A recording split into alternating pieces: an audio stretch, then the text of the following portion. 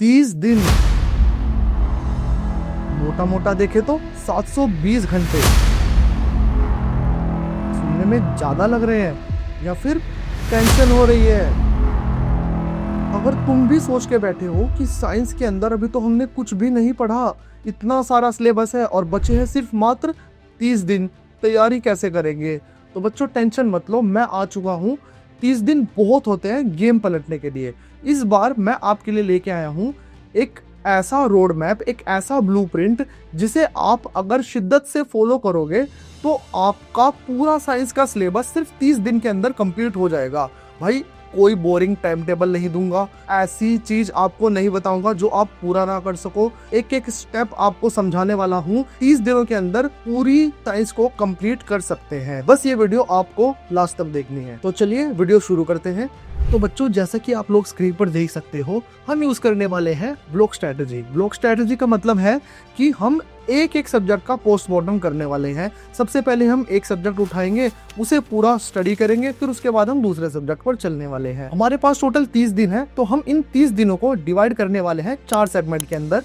पहले 3 सेगमेंट के अंदर हमारे पास रहने वाले हैं अपने तीनों सब्जेक्ट, जो कि है केमिस्ट्री, बायो और फिजिक्स। और उसके बाद हमारे पास जो दिन बचेंगे उसके अंदर हम कुछ ऐसा करने वाले हैं जो कि आपकी एग्जाम की तैयारी को और बूस्ट करने वाला है। हमारे पास बच्चों 30 दिन है, तो पहले 7 दिन हम पढ़ने वाले हैं केमिस्ट्री, उसके बाद अगले 8 दिन हम पढ़ने वाले हैं बायोलॉजी, और उसके बाद अगले 8 दिन हम पढ़ने वाले हैं फिजिक्स। और बचे हुए 7 दिन जो कुछ देर बाद आपको रिवील करने वाला हूँ कि हम इसमें क्या करेंगे, तो ये हम सेव करके अपने पास रख लेते हैं। चलते हैं नेक्स्ट स्लाइड पर। तो भाई सबसे पहले हम जो सब्जेक्ट लेने वाले हैं वो है केमिस्ट्री। केमिस्ट्री ही क्यों? क्योंकि इसके अंदर हम थोड़ा पढ़ के, थोड़ा सा समझ के इजीली मार्क्स स्कोर कर सकते हैं। केमिस्ट्री में टोटल 4 चैप्टर है, तो पहले 3 दिन हमें पढ़ने हैं सबसे अपने इजी वाले चैप्टर, जो कि हमारे पास है केमिकल रिएक्शन और एसिड बेस एंड सोल्ट। सबसे पहले हमें ये दोनों चैप्टर कवर करने हैं, क्योंकि ये दोनों चैप्टर बेहद ही आसान चैप्टर माने जाते हैं और कुछ बातों का विशेष ध्यान रखना है। पहली बात तो ये कि भाई आपको रटना नहीं है, कोई रट्टा नहीं लगाना, सब कुछ समझ के करना है। दूसरी बात है आपको ध्यान रखना है कलर चेंज पर। जी हाँ, इससे बड़े सवाल बनते हैं भाई। PYQ उठाकर देख लो, जिन्होंने देख लिया होगा उन्हें पता भी चल गया होगा कि कलर से बड़े सवाल आते हैं। तो आपको ध्यान रखना है केमिस्ट्री के अंदर कलर बड़े बदलते हैं और इन कलर का आपको ध्यान रखना है। और भाई जो हमारा यहाँ पर की फोकस रहने वाला है, जो हमारा मेन फोकस रहने वाला है, वो रहेगा हमारा बैलेंसिंग इक्वेशन पर। भाई इसमें से जरूर सवाल आने वाले हैं, तो इस पर आप विशेष रूप से ध्यान दे देना। अगर आपको बैलेंसिंग आ गई तो इसका मतलब आपको केमिस्ट्री आ गई, ये उसका बेस माना जाता है। केमिस्ट्री का बेस है बैलेंसिंग। और पीएच स्केल पर भी ध्यान दो भाई। पीएच स्केल का मतलब है कि एसिड कौन कितना है, बेस कौन कितना है, ये हमें हमारी पीएच स्केल से ही पता चलता है। तो इस पर भी आपको विशेष ध्यान देना पड़ेगा। अगर केमिकल रिएक्शन की बात करूं तो भाई टाइप ऑफ रिएक्शन जरूर देख लेना। इसमें से हर बार सवाल आते हैं कि ये कौन से टाइप की रिएक्शन है। ठीक है, एक इक्वेशन दे देंगे और आपको पहचानना पड़ेगा। और अगर बात करूं एसिड बेस एंड सोल्ट की, तो भाई इसमें से टाइप्स ऑफ सोल्ट जरूर याद कर लेना। ये बहुत बार आए हैं। फेज 2 यानी कि अगले 2 दिन करने हैं हमें अपने अगले 2 चैप्टर, जो कि रहने वाले हैं कार्बन एंड इट्स कंपाउंड, और दूसरा चैप्टर हमारे पास रहने वाला है metal and non metal. Carbon and its compound की बात करूँ तो थोड़ा सा एक लेंथी चैप्टर है, थोड़ा टफ चैप्टर माना जाता है, थोड़ा कंफ्यूजिंग भी है, लेकिन अगर आप इसे अच्छे से पढ़ोगे तो ये चैप्टर बड़ा स्कोरिंग चैप्टर है और बहुत ही ईजी चैप्टर है। कार्बन एंड कंपाउंड की अगर बात करूँ मैं, तो इसके अंदर भाई आपको फंक्शनल ग्रुप पर विशेष ध्यान देना पड़ेगा, क्योंकि इसके अंदर से बड़े सवाल बनते हैं। और अगर मेटल एंड नॉन मेटल की बात करूं तो प्लीज रिएक्टिविटी सीरीज जरूर याद कर लेना भाई। रिएक्टिविटी सीरीज से सवाल आते ही आते हैं। कौन सा मेटल ज्यादा रिएक्टिव है, कौन सा कम रिएक्टिव है, कौन किसके ऊपर है, कौन किसके नीचे है। जिस भी ट्रिक से आप लोग इन्हें याद रख सकते हो, पर याद रख लेना भाई, क्योंकि इंपॉर्टेंट है बोर्ड के लिए। तो चलते हैं हम अपने अगले फेज पर। तो भाई हफ्ते के लास्ट 2 दिनों में, जो कि हमारा फेज 3 रहने वाला है, ये हमारे पास है हमारा फिनाले फेज। इसके अंदर आप लोगों को माइंड मैप सबसे पहले बनाने पड़ेंगे। जो भी आप पढ़ के आए हो तो उसका एक ब्रीफ एक माइंड मैप बना लो, जो कि आपके माइंड में मैथ की तरह छप जाए, जिससे कि आपको सारी चीजें समराइज हो जाए। फिर उसके बाद आप लोगों को उठाने हैं PYQ चैप्टर वाइज, जो कि है वेरी वेरी वेरी इंपॉर्टेंट अगर आपको अच्छे मार्क्स स्कोर करने हैं। तो भाई आप लोगों को पहले हफ्ते के अंदर केमिस्ट्री निपटा देनी है पूरी की पूरी। पहले 5 दिनों के अंदर आपको चारों चैप्टर निपटा देने हैं, और लास्ट के जो 2 दिन बचने वाले हैं उसके अंदर आप लोगों को PYQ करने हैं चैप्टर वाइज। तो चलते हैं अब अपने नेक्स्ट सब्जेक्ट पर, जो कि है बायोलॉजी। दूसरे हफ्ते के 2 या 3 दिन के अंदर आपको लाइव प्रोसेस पूरा कंप्लीट करना है। हाँ, मुझे पता है ये बड़ा चैप्टर है, तो आपको भाई इसे पार्ट्स में स्प्लिट करके पढ़ना है। थोड़ा थोड़ा सा पार्ट्स में तोड़ के आप लोग इसे पढ़ सकते हैं। न्यूट्रिशन, रेस्पिरेशन, ट्रांसपोर्टेशन, एक्सक्रीशन, जो भी इसके डिफरेंट पार्ट्स हैं, उनके नोट्स पढ़ने के बाद आप उनके साथ साथ पीवाईक्यू भी करते हुए चले, क्योंकि इसके अंदर कोई न्यूमेरिकल नहीं आने वाला है भाई। इसके पीवाईक्यू थ्योरेटिकल बेस्ड ही है, जो कि आपको आसान लगने वाले हैं। अगर आप पूरा चैप्टर एक बार रिवाइज कर लोगे, वो पूरा आपके दिमाग में समराइज हो जाएगा, तो पीवाईक्यू आपको हेल्प ही करने वाले हैं।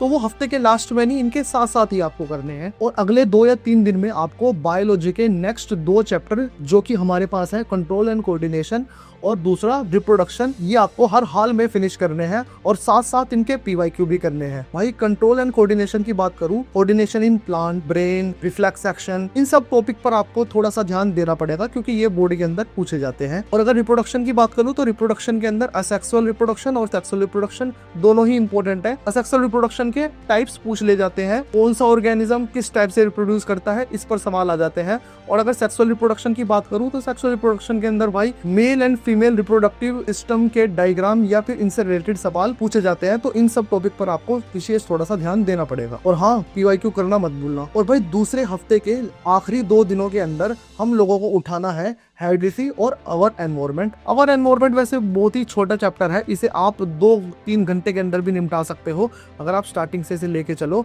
और अगर हेरिडिटी की बात करें, तो भाई हेरिडिटी के अंदर मंडल जी के एक्सपेरिमेंट बड़े काम के हैं, वो आप लोगों को जरूर याद रखने हैं, उसमें से सवाल जरूर बनते हैं। और अगर अवर एनवायरनमेंट चैप्टर की बात करूं, तो छोटा चैप्टर है, जैसा कि मैंने बताया। एनर्जी ट्रांसफर पिरामिड में से सवाल आते ही आते हैं, उस पर थोड़ा सा आपको विशेष ध्यान देना पड़ेगा। और हाँ भाई, पीवाईक्यू भी इसके साथ साथ कर लेना, क्योंकि बेटा ये आखिरी बार होने वाला है जब आप इसे उठा रहे हो। इसके बाद आप इसे नहीं उठा पाओगे, क्योंकि दिन ही खत्म हो गए, एग्जाम आने वाले हैं। तो भाई 15 दिन के अंदर केमिस्ट्री और बायो को निपटाने के बाद चलते हैं फिजिक्स की ओर। 16, 17 और 18 यानी कि 3 दिन के अंदर आपको फिजिक्स का सिर्फ एक चैप्टर, जो कि है हमारे पास लाइट, बड़ा सा चैप्टर है, ये आपको कंप्लीट करना है। और इसके भी पीवाईक्यू आपको साथ में ही कंप्लीट करने हैं। इस चैप्टर में जो विशेष ध्यान देने वाली बात है, वो है रे डायग्राम, जरूर देख लेना भाई। और फिर अगले 3 दिन हमें उठाने हैं अपने 2 चैप्टर, जो कि है इलेक्ट्रिसिटी और मैग्नेटिज्म। अब अगर कुछ बच्चों को ऐसा लगने वाला है कि इलेक्ट्रिसिटी थोड़ा सा बड़ा चैप्टर है, 3 दिन में तो शायद इलेक्ट्रिसिटी ही कंप्लीट होने वाला है, तो भाई देखो, थोड़ा तो आपको अपनी एफिशिएंसी अब बढ़ानी पड़ेगी, क्योंकि अब एग्जाम पास आ चुके हैं। वैसे भी मैग्नेटिज्म एक छोटा सा चैप्टर है, थ्योरेटिकल बेस्ड चैप्टर है, तो आपको इलेक्ट्रिसिटी चैप्टर पर थोड़ा ज्यादा ध्यान देना पड़ेगा। और आप लोगों की मदद करने के लिए मैंने अपने YouTube चैनल पर सबसे पहले इलेक्ट्रिसिटी की ही पूरी कंप्लीट प्लेलिस्ट बना रखी है, तो वो जाकर आप देख सकते हो। आपको मैं गारंटी से कहता हूँ, इलेक्ट्रिसिटी चैप्टर के अंदर कोई डाउट नहीं रहेगा अगर आप उस प्लेलिस्ट को पूरा देख लोगे। इलेक्ट्रिसिटी चैप्टर की अगर बात करूँ, तो बेटा इसके न्यूमेरिकल पर आपको जरूर ध्यान देना पड़ेगा। इसके बहुत सारे फॉर्मूले हैं, और हर एक फॉर्मूले के आप सिर्फ 5-5 सवाल कर लो, वो आपके लिए मोर देन इनफ है। और साथ में इसके पीवाईक्यू भी आपको निपटाने पड़ेंगे। और अगर मैं बात करूं मैग्नेटिज्म की, तो बच्चों मैग्नेटिज्म कोई ज्यादा बड़ा चैप्टर नहीं है, इसे आप जल्दी से निपटा सकते हो। इसके अंदर right hand thumb rule, direction of current, direction of force, यहाँ से सवाल बनते हैं, तो इस चीज पर आप थोड़ा सा विशेष ध्यान दे देना। फिजिक्स के वीक में लास्ट के 2 दिन हमारे पास रहने वाले हैं न्यूमेरिकल मैराथन के लिए, यानी कि न्यूमेरिकल प्रैक्टिस करने के लिए, क्योंकि भाई बच्चों को इन्हीं से डर लगता है। तो मैंने आपके टाइम टेबल में लास्ट के 2 दिन आपको विशेष रूप से न्यूमेरिकल प्रैक्टिस करने के लिए निकाल दिए हैं। इन 2 दिनों में आपको इलेक्ट्रिसिटी और लाइट चैप्टर में से जितने न्यूमेरिकल आप प्रैक्टिस कर सकते हो, जितने पीवाईक्यू आप इनके लगा सकते हैं, उतने आपको इनके लगाने हैं। तो बच्चों, अगर वीडियो देखते देखते आप लास्ट तक आ चुके हो, तो दैट मीन्स आप बड़े सीरियस हो अपनी पढ़ाई को लेके, और आप इन 30 दिनों में पक्का कुछ ना कुछ अच्छा अचीव करके जाओगे ही। तो मैं भी आपको जो मैंने वादा किया था लास्ट में मैं बताने वाला हूँ, वो स्ट्रेटेजी बता देता हूँ लास्ट में आपको क्या करनी है। तो ध्यान से सुनो बच्चों। तो भाई हमारे पास गिनती के बचे हैं 6 दिन। 3 दिन हमको करने हैं सैंपल पेपर, और 3 दिन इनका करना है एनालिसिस। और ये एनालिसिस बहुत ज़रूरी है। यही वो टेक्निक है जो कि बताएगा आपके नंबर कहाँ कट रहे हैं, कौन सा आपका लूज पॉइंट है, जो कि आपको यहाँ से यहाँ तक ले जाने में मदद करने वाला है। तो भाई देखो, इसकी भी स्ट्रैटेजी है। सैंपल पेपर करने का भी एक तरीका है जो कि मैंने बना रखा है यहाँ पे। सबसे पहले आपको करना है एक ईजी सैंपल पेपर, फिर उसके बाद आपको उसका एनालिसिस करना है। आपको अपनी मिस्टेक चेक करनी है, जो कि बहुत ज़्यादा ज़रूरी है। फिर उसके बाद आपको करना है एक सैंपल पेपर मीडियम लेवल का, फिर आपको उसका एनालिसिस करना है। फिर उसके बाद नेक्स्ट डे आपको करना है एक हार्ड लेवल का थोड़ा सा सैंपल पेपर, फिर उसका भी आपको एनालिसिस करना है और अपनी गलती देखनी है कि आपका वीक पॉइंट, आप गलती कहाँ कर रहे हो। तो बच्चों, अगर आप ये टाइम टेबल फॉलो करने वाले हो, अगर आप शिद्दत से टाइम टेबल फॉलो कर लेते हो, तो मेरी गारंटी है आपके अच्छे मार्क्स आने वाले हैं बोर्ड के अंदर, आपके साइंस के अंदर 90+ आने वाले हैं। मैं भी अपने चैनल पर कंटिन्यू वीडियो बनाकर आपकी हर प्रकार से साइंस के अंदर नंबर बूस्ट करने में मदद करता रहूँगा। बस आप लोग चैनल को सब्सक्राइब करो और प्लीज़ अपना जो कोई भी आपका डाउट है वो आप कमेंट सेक्शन में लिख सकते हो, मैं कोशिश करूँगा उसका रिप्लाई देने की। तब तक के लिए start your preparation, all the best for exam.